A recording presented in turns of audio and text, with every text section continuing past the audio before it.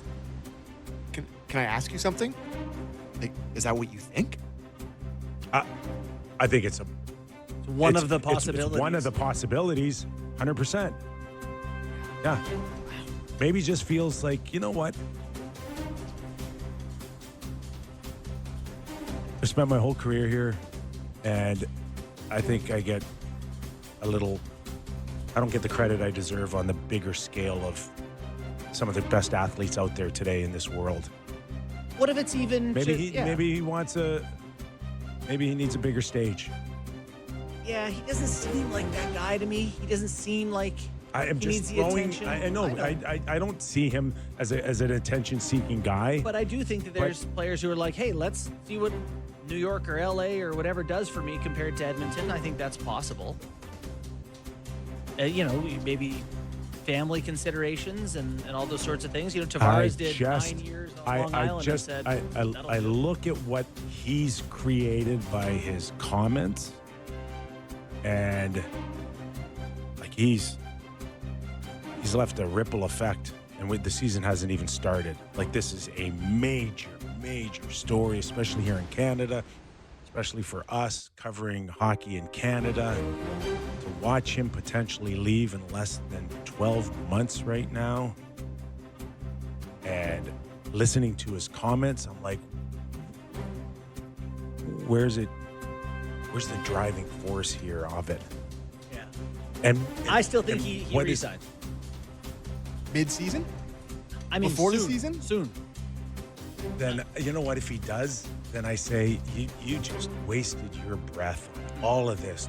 I think that's the most interesting thing you've said. About, I'm not looking past this season and blah, blah, blah, blah, blah.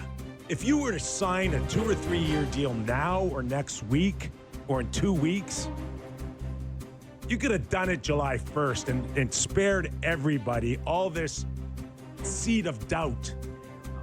Okay? That's the thing you're saying that makes me think that maybe waste of time. It did nothing.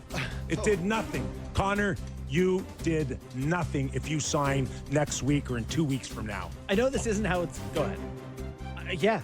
That's the most compelling thing you're saying is that makes me not believe my theory of him signing soon is just, well, then what was that all about? Exactly. What would have changed? What changed?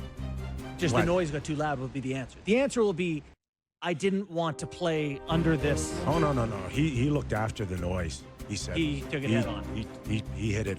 I mean, I give him a ton of credit. Yeah, nothing else to say after you said it all here. You can't play. You think this is a distraction? You can't play. Maybe you're not the right guy to be playing right now. If you think that you can't play under these circumstances, he's ready to go. He's dealing with it.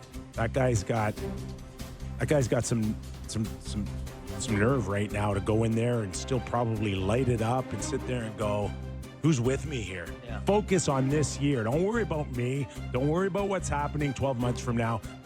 Just win right now. So I think he's good.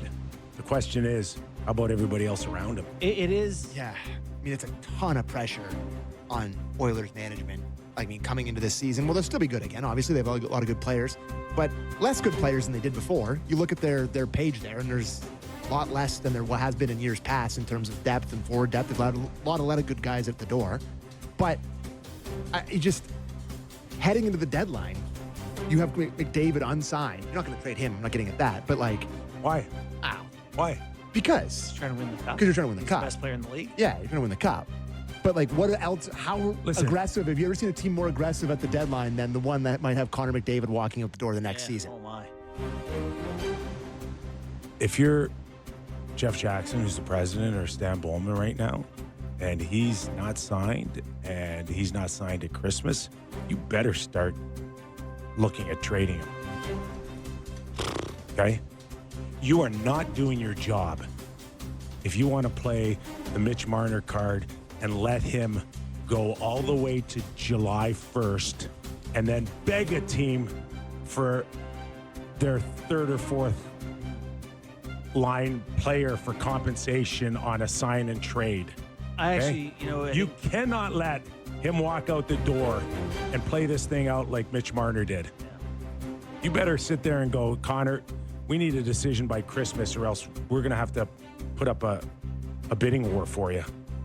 You know, McKee said something, I think it was you. You said something to the effect of, like, if you're McDavid and you want to go to a different team, do you want to see them drain all their resources before you go there, or do you just stick it out, go there But next July? I mean, is Edmonton going to be a first or second place team in their division this year? Probably. Yeah. So you're in first place at Christmas, and you're like, yeah, So we're going to it's- trade Connor. There's just You gotta can't. Yeah, no, but you can't do that anymore, Sammy. You can't. Okay? And Kirill, the Thrill, same situation in Minnesota. That, come on, we just offered you, what do we, 16 times 8. Yeah. And you don't want it. So I need to find out if you're going to sign or embarrass us and walk out the door for nothing. I cannot allow that. Okay? We can't. You got to protect the team, you got to protect the future. You cannot just leave July 1st and have me holding my you-know-what in my hand. I think it's different cases between Kaprizov and David. Like, Why? I don't think, Why? Because They're I the don't best think players. But I don't think the Wild have a chance to win the Stanley Cup this year. The Edmonton Oilers do have a chance to win the Stanley Cup this year. So, like, you're foregoing a chance at a cup by trading the best player in the league at the deadline, as opposed. I feel like Kaprizov and McDavid. Kaprizov's very good, but he's not. Well, he doesn't mean what McDavid means, Kip. You can't really compare those two. McDavid's like Ohtani for us, in that he comes with so much more than the hockey. Okay. Yes. So Edmonton Sponsor. loses in the second round, Sammy, Nightmare. Yeah, I mean, we just lived it. and you just watched McDavid leave for nothing? Yeah, I think that's a risk you have to take because you have a chance to win the cup. Yeah. Oh, well, I guess you see Now- where you're now, at. to I'm not Kip's saying you're point- wrong. to Kip's point, though. It is a compelling argument, but I just think I think you need to force Connor. You need to force Kirill. You needed to force Mitch Marner to come up a little bit more on your intentions. And a reminder on what happened when the Edmonton Oilers traded Wayne Gretzky.